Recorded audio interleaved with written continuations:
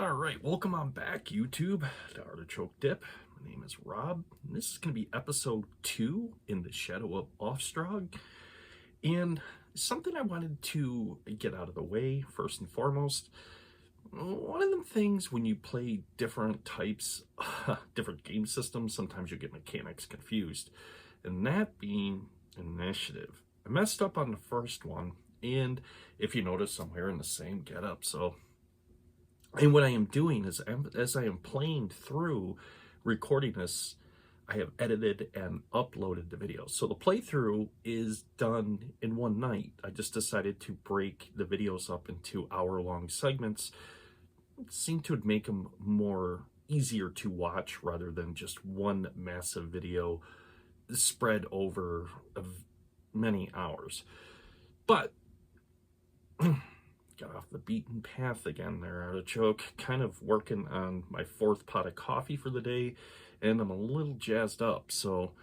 But the mechanic that I am talking about was, when I was playing Mork Borg, everything is 20-sider. Castles and Crusades initiative is actually rolled on a 10-sider. Both opposing sides roll a 10-sider. Highest roll goes first. So I wanted to get that out there. That has been corrected going back into this segment of this video. It's just one of those things. After I had went through the editing process of the first one, I went, oh, okay. But that's easily corrected. But I hope you guys are enjoying the video. Thanks for all the support, all you guys that tune in to watch them. It means a lot to me. Like I said, this is my hobby. I like to share my hobby with like-minded people out there, get their feedback on it, see what they like, see what they do differently, things like that. So it's great. It's a great opportunity, and I am very humbled and honored to be able to have you guys to watch it and share in it with me. So with that being said, I think at this point it is time to get back to the table. And to recap very quickly, my characters had moved through the lighter forested areas. They had just encountered 2 kobolds that seemed very shaken and very scared, and they just wanted to get out of the area. They didn't want any conflict. They didn't want anything. They just said, this place is just unhinged evil, is the way they were perceiving it. And they're like, we want out. So they have come to the end of the light forested area, where they're going into the second stage, we'll say, of the session. And with this, something to remember about Castles and Crusades, unlike a lot of other RPG systems that you may play out there, is healing takes a long time. As a matter of fact, your characters only recover 1 HP a day. Now, of course, this goes on the amount of time that they're rested, the environment in which they're in. There are ways you can speed it up, but unless you have access to healing, healing potions, stuff like that, healing can take a very long time. So I'm into the stage of this game right now to where I'm going to have to be very careful as to what I do, because this could be a potential total party kill if I am not careful. You interested yet? All right, let's get on over to the tabletop and let's get into episode 2 of In the Shadow of Aufstrag. Okay, so at this stage of the adventure, it is getting into the afternoon hours. In the last episode that I did, the characters ran upon 2 kobolds that were visually shaken. They were they just wanted out of the area. They saw something that they didn't like, that scared them. They weren't looking for any conflict or anything with the heroes. They just wanted out. And as a result, they have kept on their way through this forested area. They are now coming to an opening on the path through this forest that has opened up and is leading into this area. Of course, you can see marked by this waypoint. Here is what I have decided I'm going to do with this. Phineas U. Smith, who is my character right here, the illusionist, is going to be the first one that's going to go to the edge of the clearing, scope things out, and see if there's any dangers immediately in the area. My barbarian,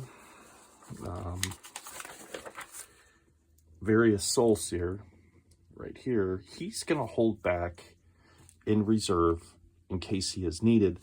And last but not least, Toril Elmhurst, who is my Elvish Ranger.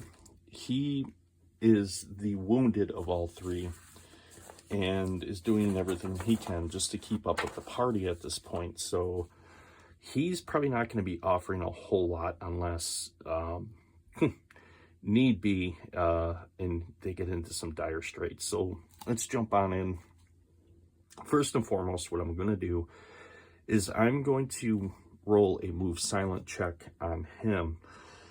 Now, let's see where the DC is going to fall for this. Now, typically when it comes to any type of save, that's going to go into, I'm sorry, I scratched that. The challenge base. The challenge base is 12 for a primary attribute, which him using his dexterity, it's not, it's a secondary. So therefore it's going to be 18. So I get a +5 for my, for the skill that I already have for move silently. No, I'm sorry. I get a +1. What am I thinking? +5. That would have been nice.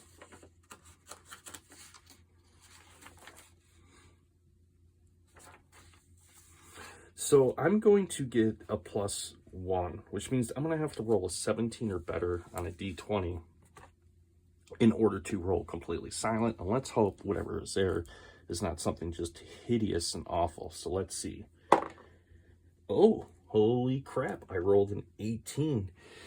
So Phineas silently and stealthily is able to move up to the edge of the clearing of the forest and is overlooking this area.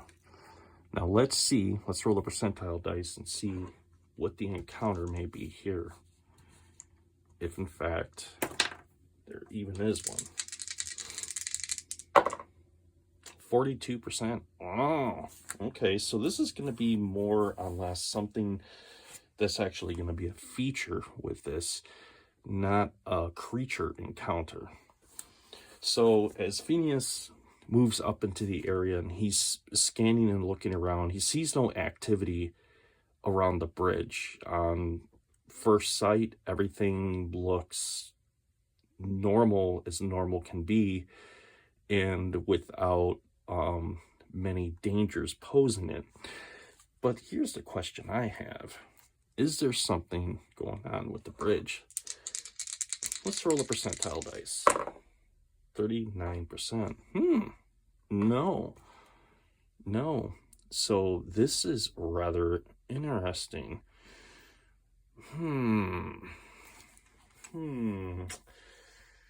It just seems too good to be true. What can I do? Well, right now, currently, I can remove this because there are no encounters in this area. Phineas motions to Various Soul Seer, the barbarian. He's, the coast is clear. They all meet up here at the bridge. Looking at the bridge, it seems pretty structurally sound and really not a whole lot to worry about at this point. Phineas U. Smith, with his spear in the ready in his hand, just in case he needs it, is the first one to enter onto the bridge.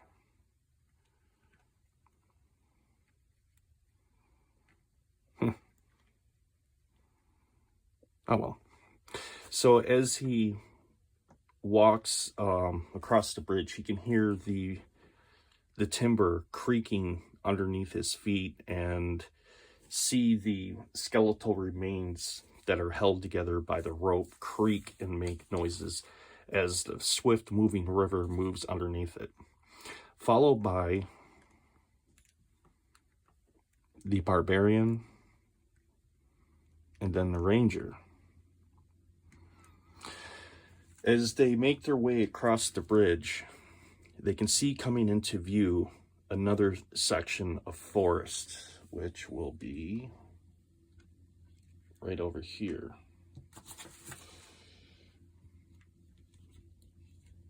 Let me get this set like so. So as they move through, they can see another section of forest. The forest seems rather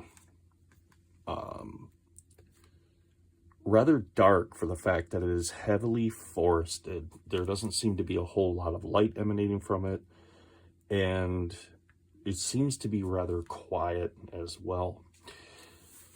Upon exiting the bridge out onto the other side of the river, boom, right here, we have another waypoint, as you can see right there. Now, so far I've been pretty lucky with the rolls and the way that this has been going, that this hasn't been a total party kill. That would kind of suck, actually. All right. Let's see what this encounter has to offer. Into the forest we go. 0.9%. That means zilch, nothing. You gotta be kidding me. This is quite uneventful, actually. So, as they make their way into the forest, they follow the path. It becomes darker and darker, and they are on this path what seems to feel like forever. And it's getting into the early evening hours at this point, and they finally reach what seems to be a clearing into that forest area up ahead. But the fact that it is dark as it is, they can still hear the river, so they know the river is somewhere beyond the thick forest, but they can still hear it. They still somewhat have their bearings. Now it's at this time I have to make a decision. Do we press forward or do we camp? Well, I'm thinking, considering it's dark and we already have a wounded ranger, it'd probably be the best idea to set up camp for the evening. So first things first, I'm gonna have the barbarian do that. No, I'm gonna have the ranger. The ranger is going to make a roll for survival, which is wisdom. And let's see what the challenge base should be for this.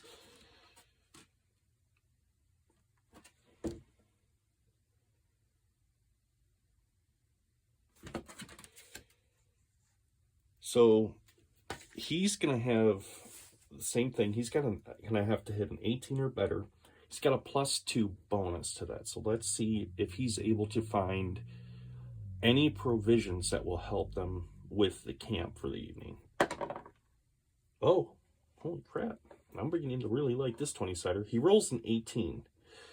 So he is able to find a decent place into which set up camp, adequate wood to have a decent fire.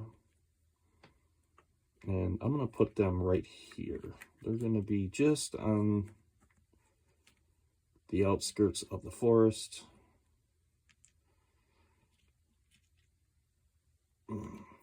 Going into evening, just get that fire all set up. Wham. All right. that so you guys can see that. All right, there we go. So let's go into the first shift and who's going to take first watch between these two right here, between the illusionist and the barbarian. The ranger, of course, will be the first one to rest because he really needs that, and it'll at least give him one more hit point. So I'm going to roll a 1d6. On a 1 through 3, it'll be the illusionist. 4 through 6 will be the barbarian. It'll be a 5. That'll be the barbarian. So, as the barbarian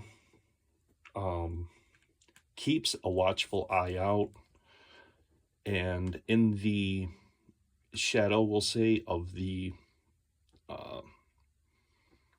campfire, let's roll the percentile die and see if there's a random encounter. 0.7%? No, nothing. So his shift is pretty uneventful. He at that point is relieved by the illusionist,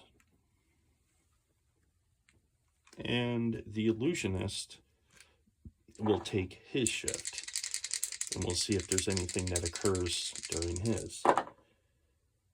29%. Oh, pretty quiet.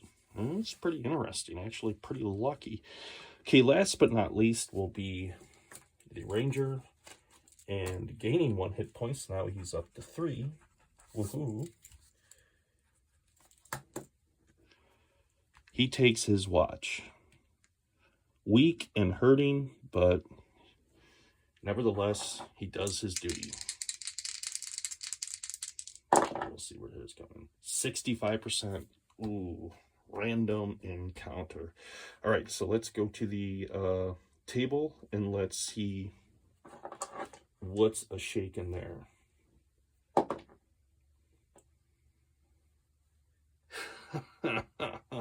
More nulls. Ooh. All right. Man, oh man.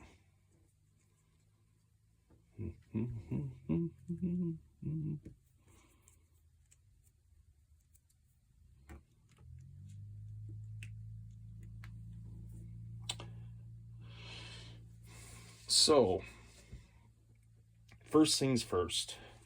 Let's roll a wisdom check, and I want to see if he is able to hear and or detect anything near him. It's going to have to be an 18 or better. I get a +2 to the bonus. 14, 15, 16. So he is unaware of these gnolls that have picked up on the trail of the adventurers, and following it through the dark forest, they have taken sight of their camp, and of course are probably going to wreak havoc. Now here is the question that I have to be answered. I'm going to go to the oracle for this, because this is a question, and here is my oracle, as to which I'm going to use this section right here. So can the gnolls, from their perspective point, see the ranger currently? 12. Yes, and there's a little caveat to it. So let's see what that is. A 3.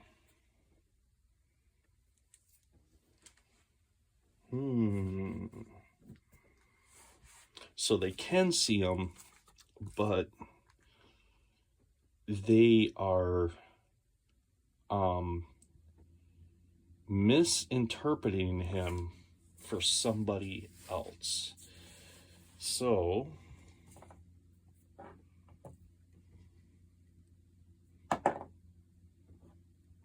Gotcha.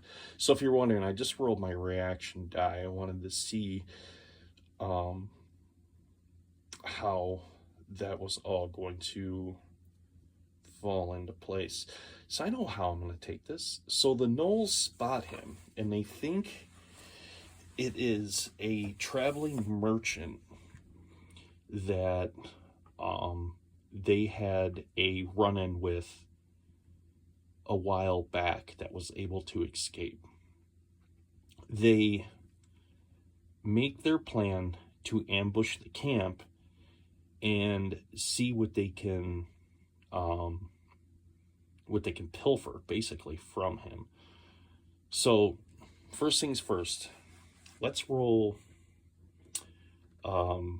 Actually, we don't need initiative because it's going to be their surprise round. So the archer is going to move into place,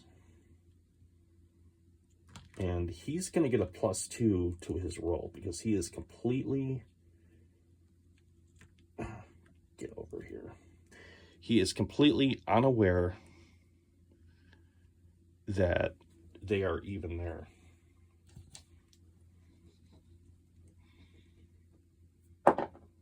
A 10 + 2 is a 12. Well, my ranger has an AC of 15.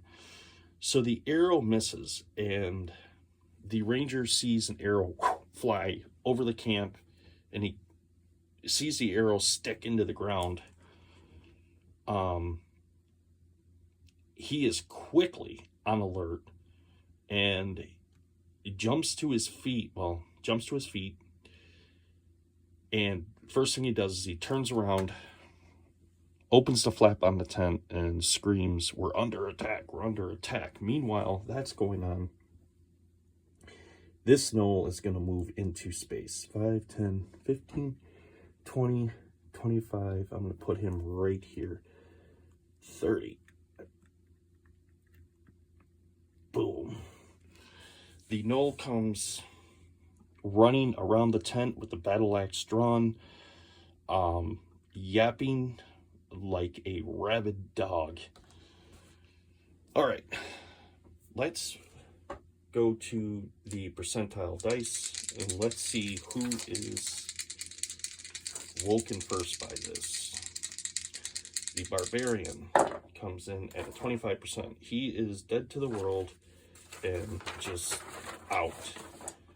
Phineas, the illusionist, 34%. He is also dead himself to the world, but not so much as the barbarian. He wakes up first like, what's going on? And so now a new initiative round shall begin. So rolling my 2d10. All right, the enemy comes in at 7, and my side comes in at a 3. Ooh. The gnoll makes his way finally around the tent as he is trying to rouse his comrades, and he turns with a terrified look as he sees the gnoll upon him with the battle axe drawn. Let's hope he misses.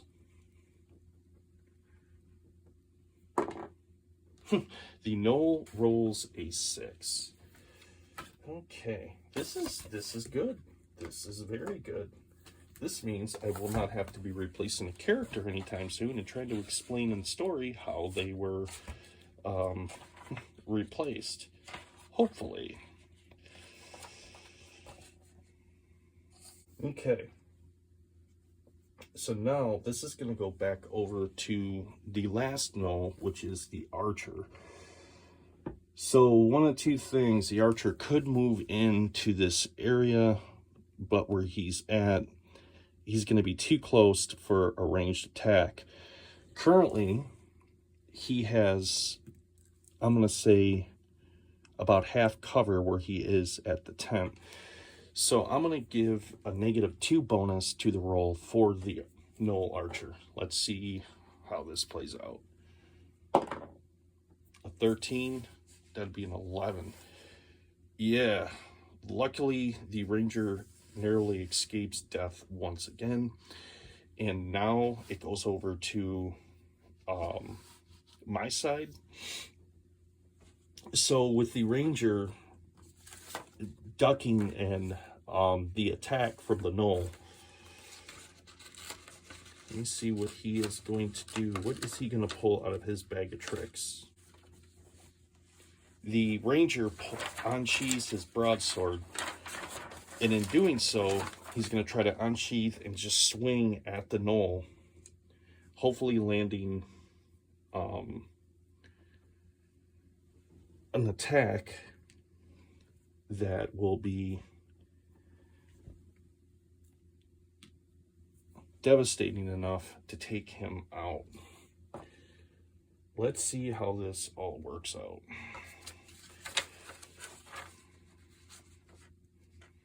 So he's going to get a +1 to his roll. 9. So he gets a 10. He unsheathes his sword and goes to swing, wildly swings, missing the gnoll.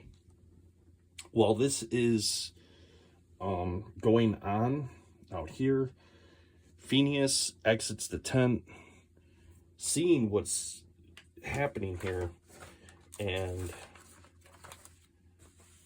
with the spear in hand,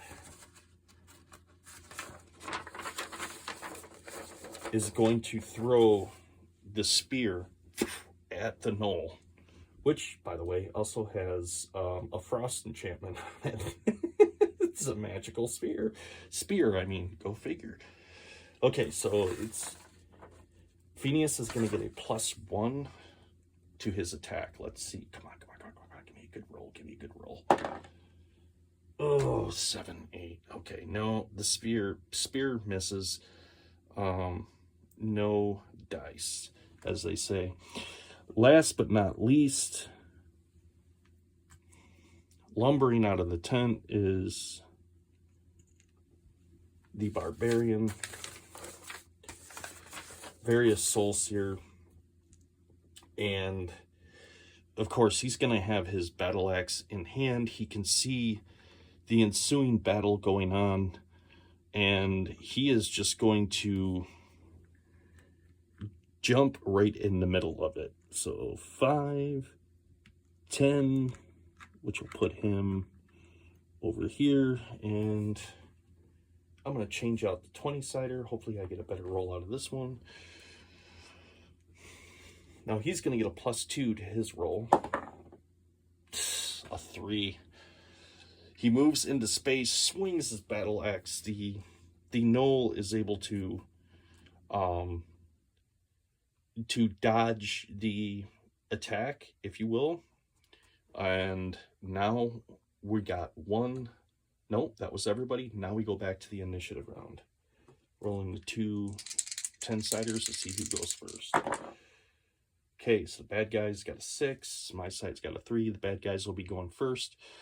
So the archer, now that he has 2 targets that he can choose from, the thing is with the barbarian is the gnoll and the barbarian are more or less locked into combat. He is still partially covered by the tent, so I'm going to keep the -2 to the roll for the gnoll, and let's see how this rolls out. Oh, 16, 15, 14.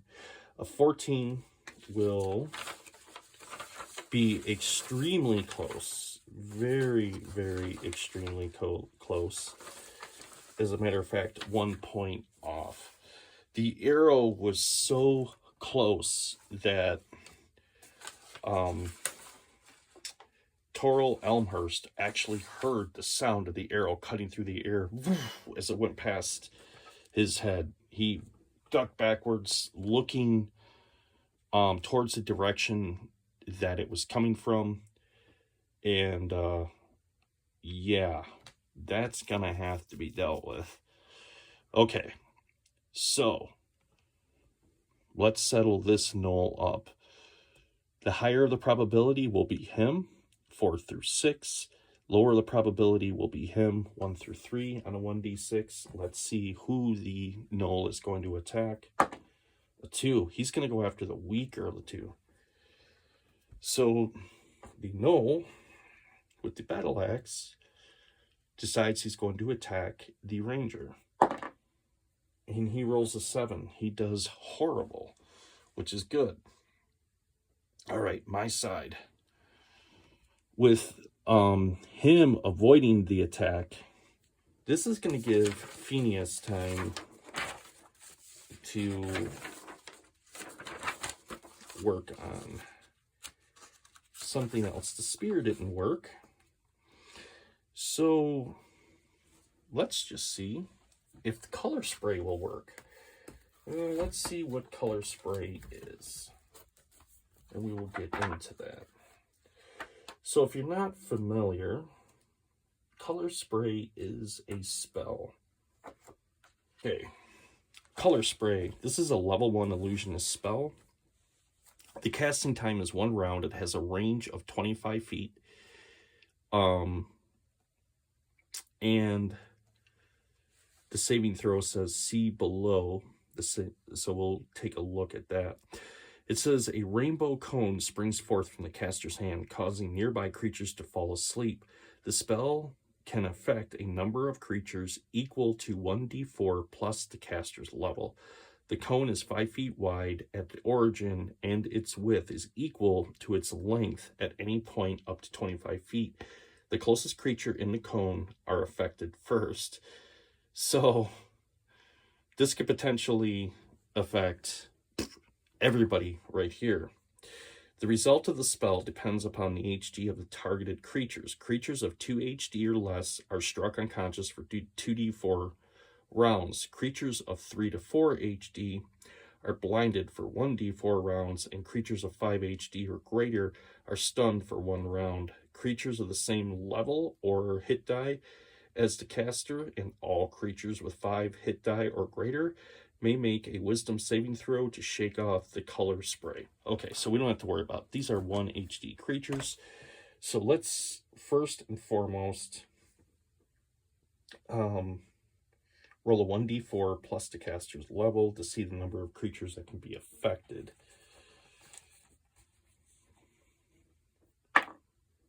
So that's going to be 2. So 2 creatures are going to be affected by this. This is my target. And unfortunately, I think I'm going to include the ranger into that. He needs some more sleep, I'm thinking. All right. So the components are verbal, somatic, and material. So he's preparing the spell as his hands begin to glow. Now we're going to move on to, I guess it's all going to depend on if the ranger's even in that spot when the spell does go off. Even though it's an instant, we're going to resolve that on the last. The next attack will be the barbarian on the gnoll. I'm going to roll and see what kind of devastation he can deliver. So he's going to go +2 to the roll. That's going to be a 13. The gnoll has an armor class of 15. So no cigar. The gnoll is able to stave off the attack. Last but not least will be the ranger with the broadsword. And he misses as well. So at this point, the color spray spell goes off. Emitting from his hand is a cone of light that comes out. And 2d4 rounds.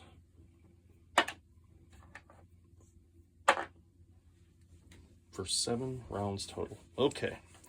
All right. So that will be pretty easy to keep track of. So now let's roll the initiative die again. And then we are going to resolve the color spray after the next initiative round. Okay, it will be the bad guys first, followed by ours. So as the color spray comes forth like that, the knoll is completely knocked just unconscious right onto his ass.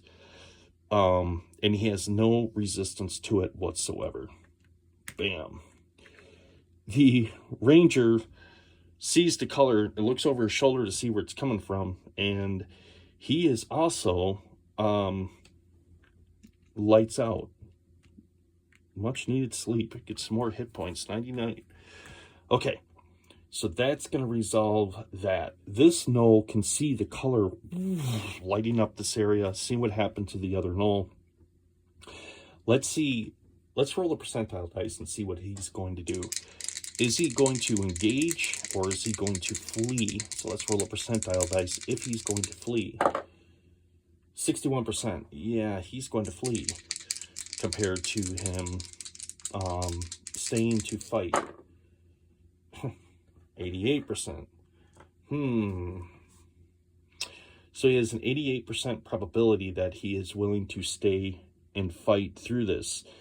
So with him, now that he is completely blocked by the tent from his field of view, he's seen his fellow comrade fall. That leaves one target left because he cannot see Phineas at this point, and that's going to be the barbarian. Oh boy. Oh, he rolls an 18. Ooh boy. And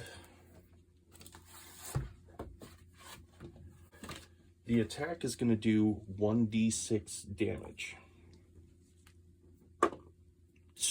5 points of damage. So while this is going on and the barbarian is watching all of this go down, through this color light beam that is happening, an arrow comes cutting across, bam, and just hits him solidly in the chest, leaving him with 2 HP.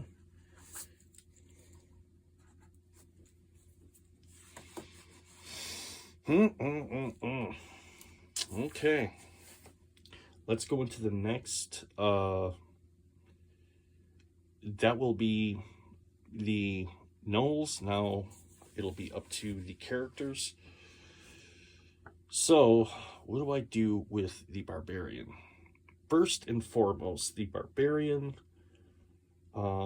he is half elf, but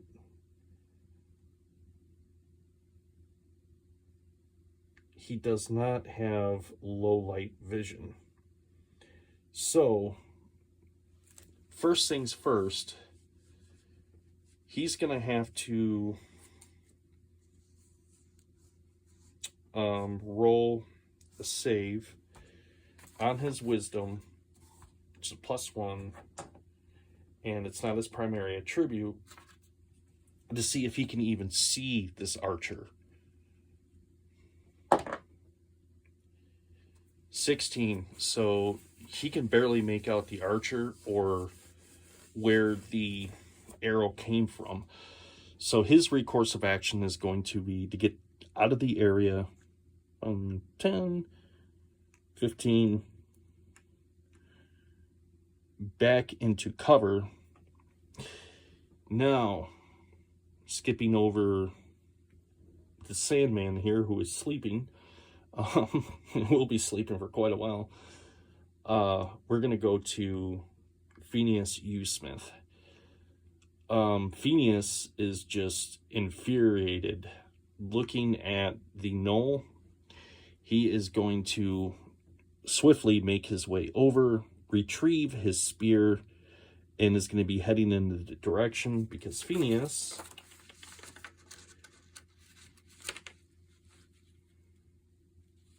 isn't. Oh, no, he does not have low light vision either. But he does walk over to retrieve his spear, and I'm going to give him the same check at a +1 for his wisdom to see if he is able to make out the gnoll archer as well. 4, no. So Phineas retrieves his spear, looking around into the direction to see if he can possibly see where this knoll is. Okay, let's get back to the initiative roll, see who goes first. Ooh, that'll be a 10 for our side. Okay. Well, considering he knows the arrow came from this way, but he doesn't know, exactly where the knoll is, he's going to make his way out of the area, 5, 10, 15, 20, get back into cover. But because he did come out, grab his magical spear, and return, he is going to have a free attack on him from the knoll, who will get a +2 to that roll. I should have rethought that before I did that, but he rolled, the knoll rolled a 9, 10, 11. Phineas has an AC of 14, so he is able to get wave with that unscathed. As Phineas makes it back to where the barbarian is, he narrowly escapes the arrow. Here's a bam! Hear the arrow ricocheting off of the areas that they cannot see. Now, let's see what the knoll is going to do. It is now the knoll's turn. I'm going to go back to the oracle for this. I want to know, is the knoll going to have the gonads to actually enter into this area to try to finish off the adventures? Or is he going to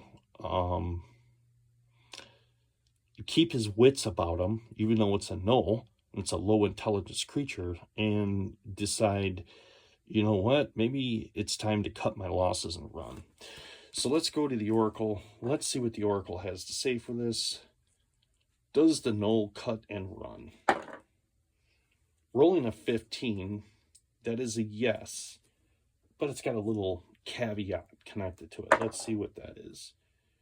Adjustment to the physical environment. Okay. So the knoll, trying to fire the arrow at the illusionist and missing, reconciles in his mind that perhaps, besides the magic he's already witnessed here, that perhaps that was an enchantment where he can't hit the illusionist at this point, and he probably should go and get some reinforcements. With that being said, the knoll retreats from the area. 5, 10, 15, 20, 25, 30. Heads back towards the bridge area. We'll just put in here. Actually, can remove that dice counter. And that will be that for that encounter. So,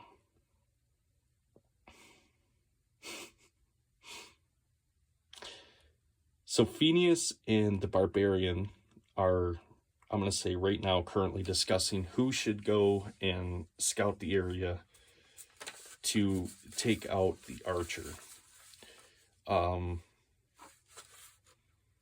Various Soul Seer, that's the barbarian, is badly wounded. And Phineas kind of just realizes, shit, yeah, it's going to be me. And in part of this conversation, he explains to him, no, they're not dead, which is, we're going to have to make a decision as to whether we take that creature as a captive and hopefully we can get information out of him, and or if we can't, if we're going to kill him or what we're going to do to him. He said as far as Toril goes, he's like, Toril's just going to be in a very deep sleep for a while, and maybe he needs it. Okay. With his magical spear in hand, I'm going to have him try to stealthily. I'm going to see how well he does on his move silent check, even though there's really not a reason for it, but let's just see. He gets a +1 to the roll. He's going to have an 18 or better. He rolls a 13. So he's not moving that silently. He's kind of tromping through the woods.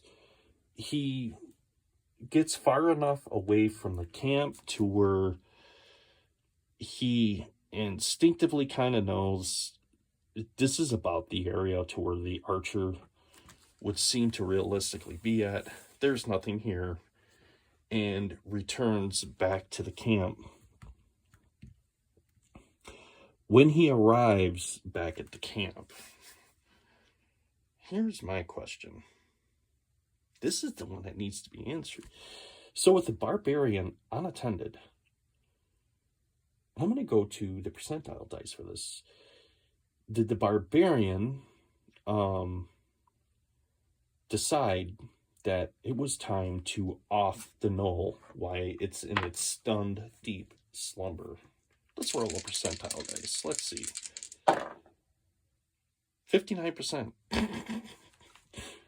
So as Phineas returns to the campsite just in time to see the barbarian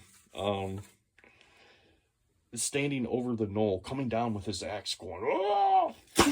to watch the knoll be decapitated right in front of him. Phineas has this overwhelming feeling of frustration with the barbarian. But, you know, to a certain extent, can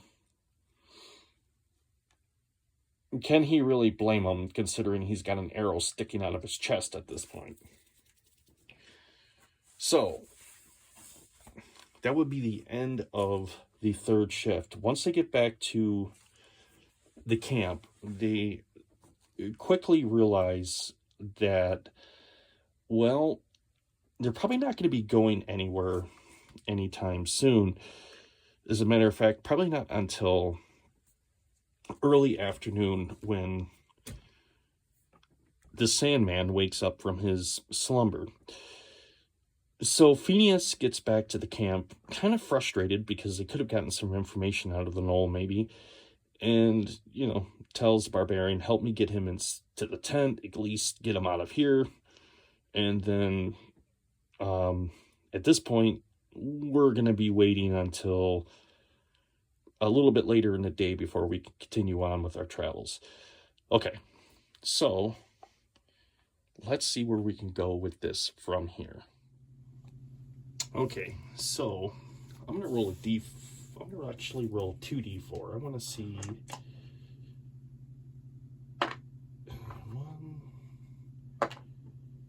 So 5 hours after the event, Toril Elmhurst, the ranger, wakes up and exits out of the tent, and he sees what's remained of the knoll and is completely confused. And with that, he's going to gain 1 HP, so that'll put him up to 4. And I'm going to say for the resting time, the barbarian, various soul seer, is going to heal 1 HP as well. So they explain the events that happened to him. Now, after searching the knoll, let's see if the knoll had anything worth of value on him. It is a type 1 creature, so let's roll in percentile dice. Let's see if they hit any coins. No. Any gems? Nope. Any extraordinary items? No. Any magic items? Absolutely not. So the knoll had nothing of use on it. So it is getting into the afternoon hour, and they load up their camp and get everything put together that they need to move out of the area and continue on their way. If the ranger, with a little bit more health, decides he's going to lead the party, followed by Phineas, and of course, last but not least, the barbarian. So after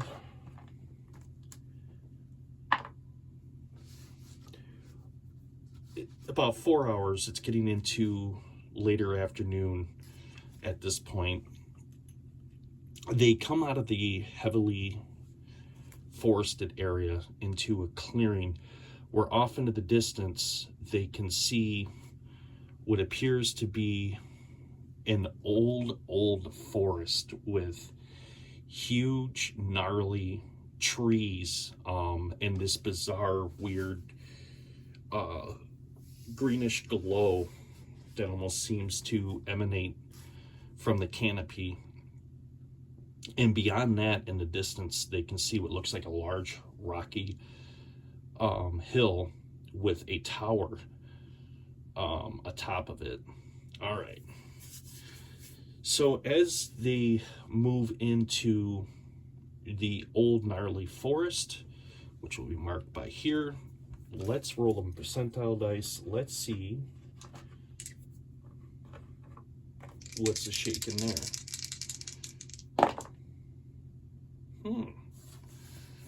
41%. Wow. So far, I have been pretty lucky with this all along the way, except for the gnolls that keep coming back at night at the camp to be able to wreak havoc on us.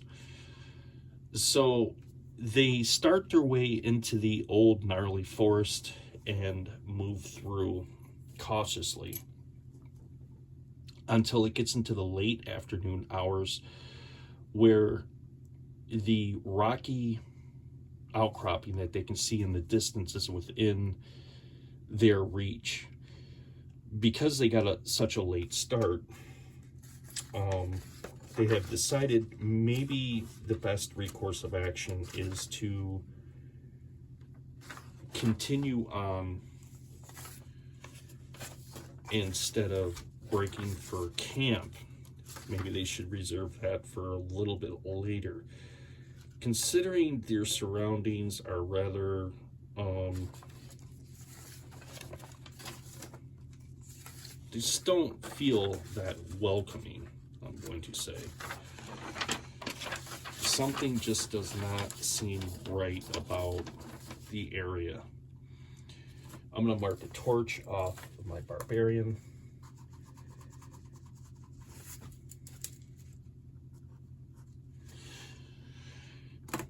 The barbarian lights a torch to be able to illuminate their way a little bit so they can move a little bit further as they go into the evening. Now, as they move through the forest, because it is evening, I am going to roll a 1d4.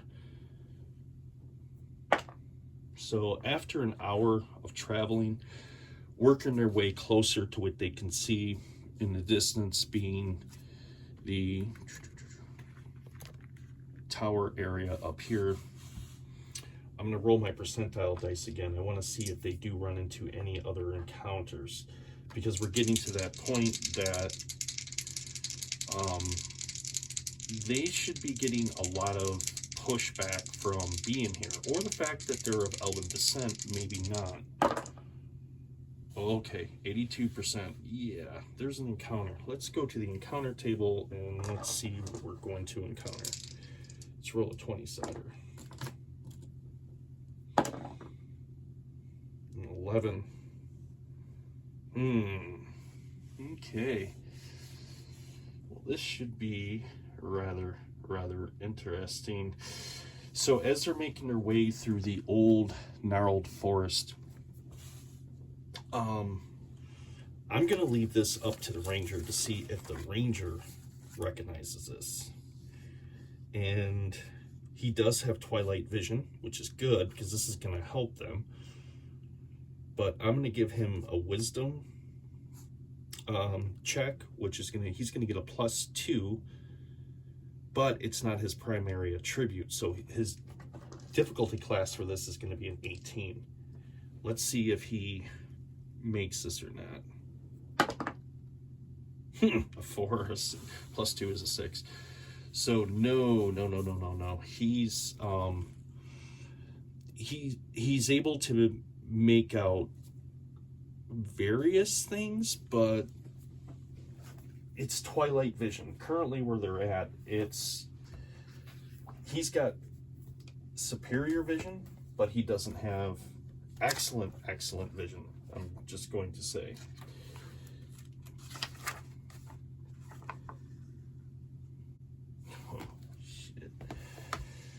Okay.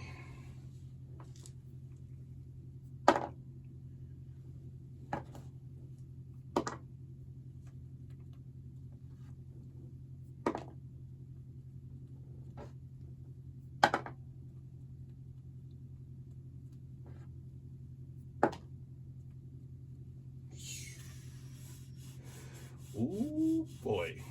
This shall be rather interesting. Okay, I'm gonna have to break out a couple of dice for this to keep track of this fully.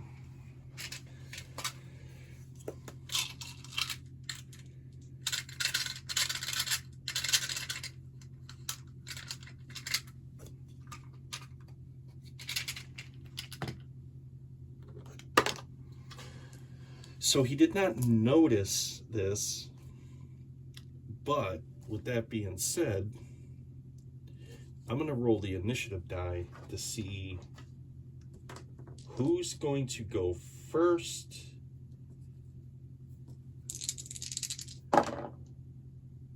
Okay, it'll be the characters. So as the characters are moving further into the forest, starting to look for a decent place, because it's getting late to camp, as they're moving the torchlight around, they are completely caught off guard when they see the reflection of 8 large eyes and large legs coming out of the shadows at them. And then at this point, boom, they're confronted with a very, very large spider, and has 25 hit points. So this thing is no pushover. They do get to go first, and the ranger is in the front of the line. Now, here's the bad thing.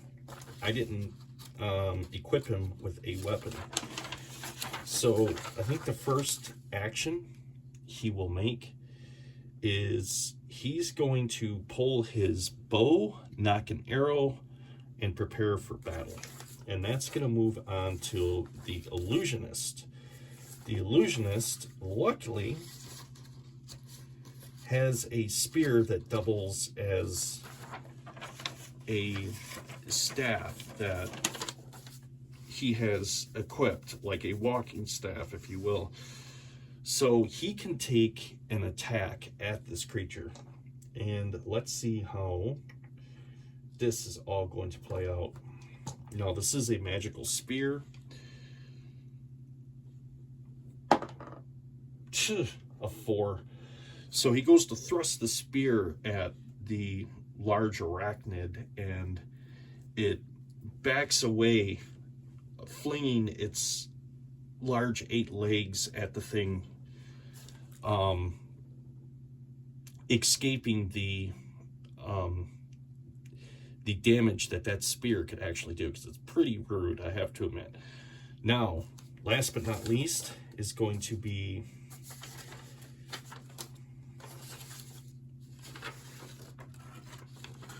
Various Solstier, the barbarian, and he's going to he's got a torch in one hand, and he's going to need to utilize his battle axe.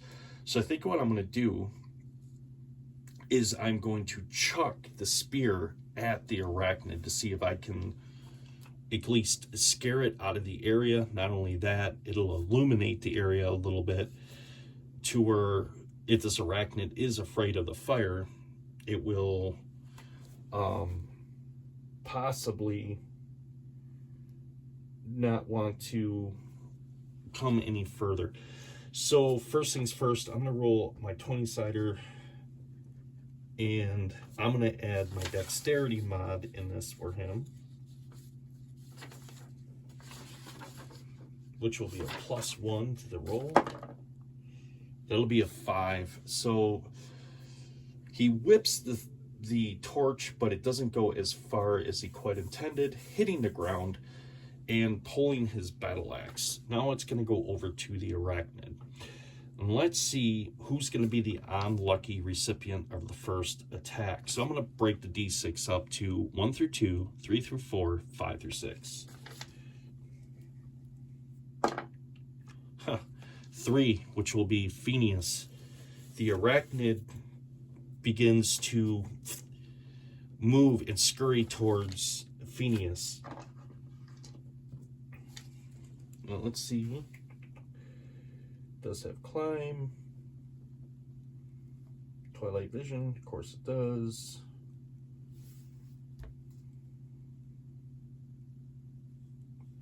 Oh, first round 1d10 damage, second round 1d8 damage plus paralyzation for 3d6 hours. Nice. Rolls a 1. It comes scurrying towards Phineas. Phineas is able to sidestep its pitiful charge. Now, let's go back to the initiative roll. Let's see who starts first and who does what.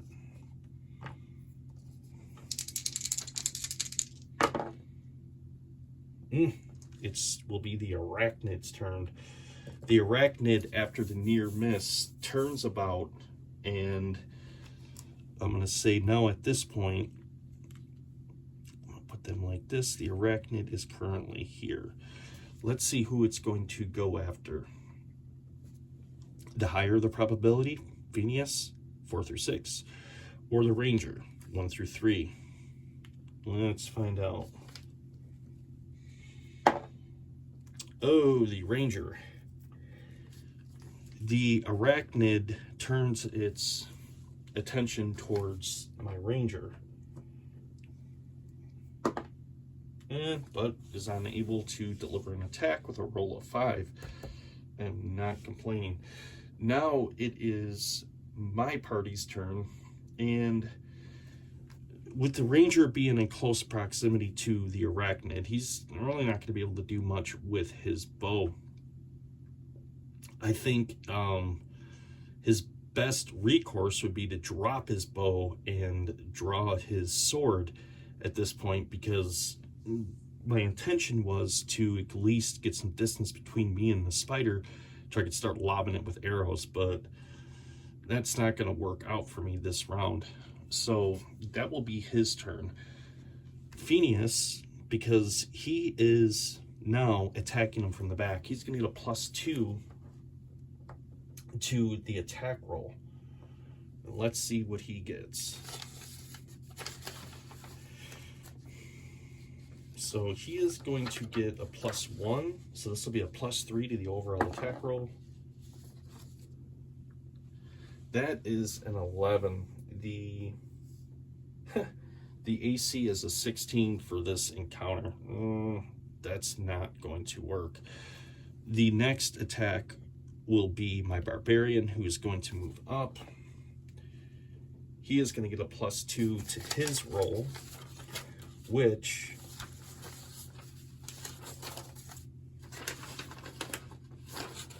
will give him a +4 overall. Let's see what we get. That is a total of 17. He rolled a 13 plus the 4. The battle axe connects with the abdomen of the creature, and I do 1d8 plus 3 damage. That is a 7, 8, 9, 10. Ooh, that is good. That really took a chunk out of the thing, reducing it to 12 hit points.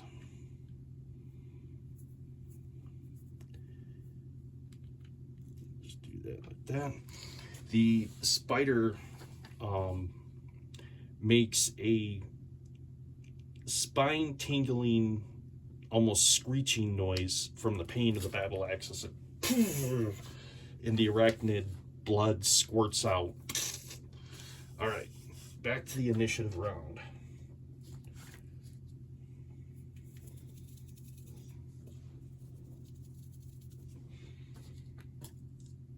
Let's roll a 2d10. Roll that beautiful dice footage.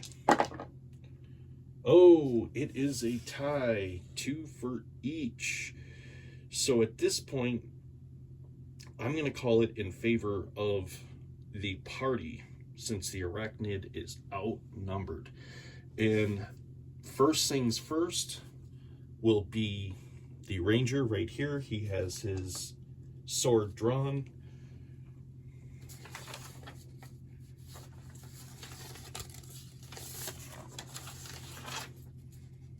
He's going to get a +1 to his roll.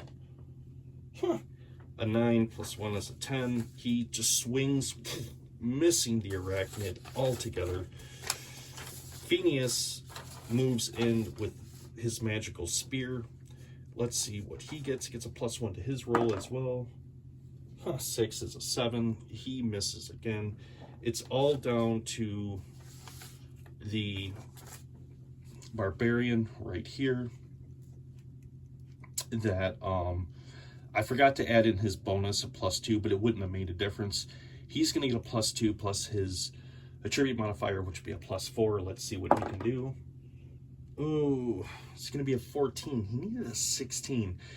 So all of them missed. Let's see who the arachnid's going to go for. Is the arachnid just going to attack what it can see, or is it going to turn its attention to where it was just wounded? Well, the higher of the probability would be where the barbarian just wounded it, but let's leave it up to the die to decide.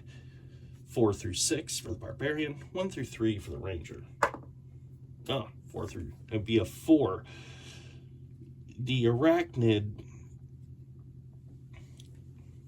makes a 180-degree turn in towards the barbarian and goes to lunge after it for its attack.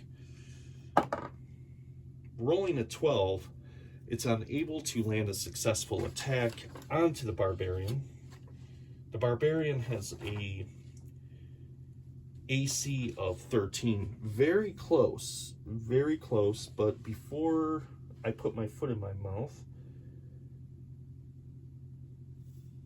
no, it does not have any bonuses to its attacks. Very close. As a matter of fact, the barbarian can see the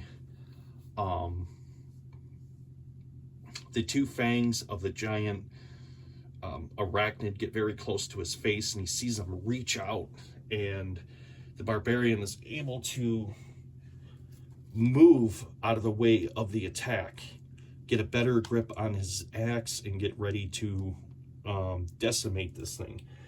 So with that being said, let's go back to the 10-siders and see who goes first this round. Oh, another tie, 3 and a 3. So the arachnid is outnumbered. I'm going to go with the party. With his broadsword drawn, he's going to get a +2 now to his attack because the arachnid has his back to him. All right.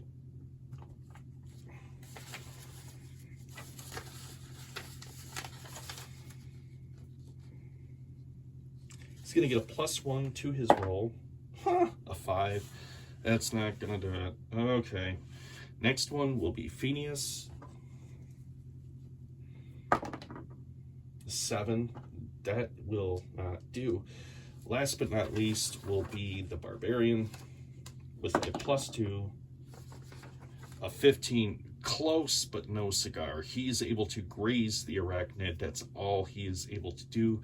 The arachnid is going to attack the barbarian once again. It rolls an 11. Unsuccessful. Back to the initiative round. And unfortunately, the arachnid has a 5. The party has a 2. The arachnid will be going first. The arachnid tries its attack on the barbarian, and moving quickly on the forest floor, lunges for an additional attack.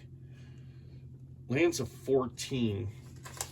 Luckily, the barbarian has an AC. Oh, not lucky. The barbarian has an AC of 13. The arachnid has rolled a 14. Its first attack is going to do 1d10 damage.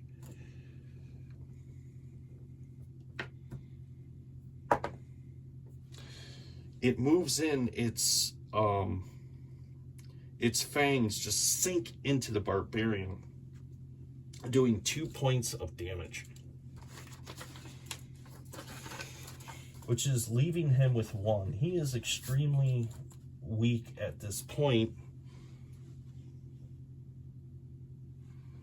And it's going to be on the other 2 characters to be able to pull this off. So I'm going to go to Phineas first. Jeez. He's just going to attack with a spear. I think that's going to be the best course of action. And hopefully this works out. He gets a +1 to the roll. Oh, 4. No, he just completely misses. The next attack roll will be from the Ranger. He gets a +2 to his roll. 11, 12, 13, 14. Close, but no cigar. He needed a 16 or better. All right, back to the initiative round. Oh, shoot.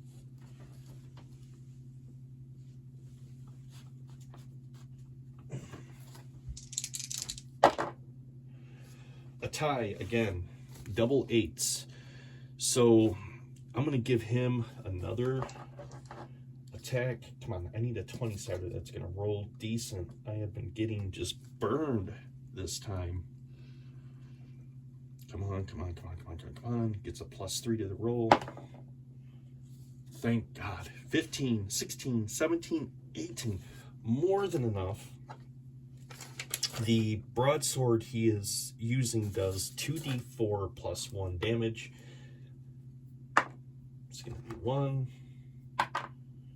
5, 6. A total of 6 points, which is, it's good because that's going to reduce his life by half of what he currently is right now, which will take him down to 6. Lunging the sword into the abdomen of the arachnid, lets out another scream as its large mandible fangs release the barbarian. Is screaming out into pain. He pulls the sword out, and more arachnid blood and internal organ juices just splatter onto the ground. All right, now it's on to Phineas. Let's hopefully Phineas can roll this thing up into the driveway and finish it off. Phineas is going to get a +1 to the roll. 15, 16. Yes, finally. The magical spear does 2d6. So the first 2, 5, and plus 1d3 frost. So the spear will be doing 5. I rolled a 6 on the 1d6, which that will be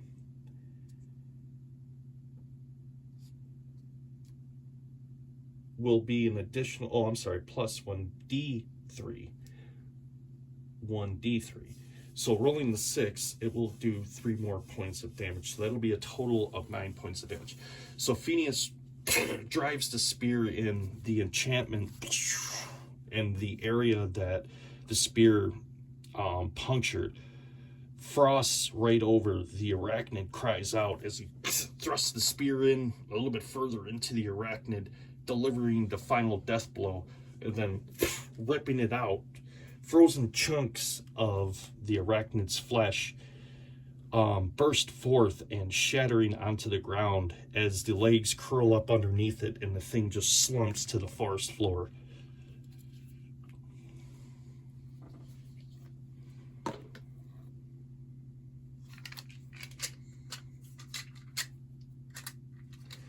Okay, so let's resolve this real quick. I don't think the treasure will be a 5 treasure rating.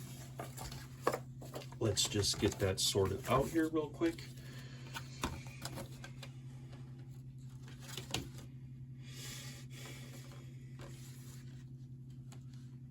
So let's see if this creature has anything worth of value.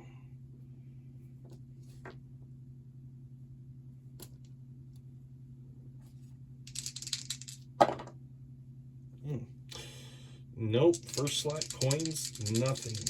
Gems. It does. And I'm going to tell you how I'm going to rationalize this as well.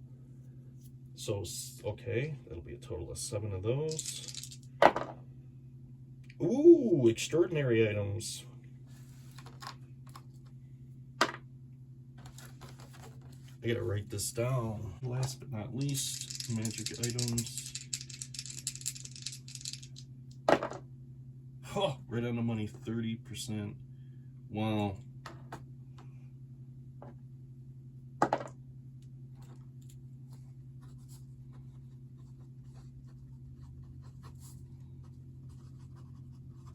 Okay, as the internal organs begin to leak out of the creature,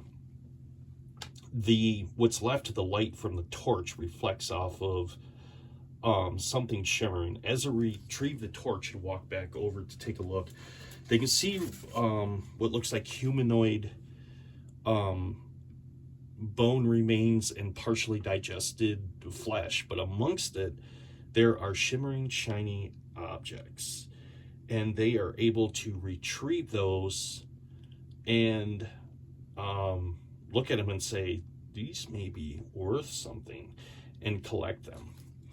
After doing so, and the barbarian being extremely wounded, they travel another 3 hours. I'm going to say they have made it to the outskirts of the rocky area, where at this point they decide it's late enough and they must set up camp. So we're just gonna put the camp token back out there, bada boom, like so. And this is where I'm going to leave off with this video, and we will pick back up on this in the next one. All right, my friends, I hope you enjoyed, and as always, game on, my friends. This is Artichoke Dip signing off.